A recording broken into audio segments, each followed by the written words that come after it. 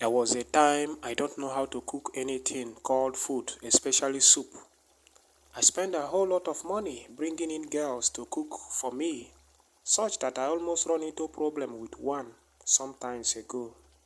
A girl who was thinking another thing. But look at me today. I prepared this delicacy by myself, though I spent a whole lot of money, almost 7 bar. I think I need to open a restaurant. You too can do it, don't depend on anyone. This is Chika Nwazu, onye na-ekiri ekiri.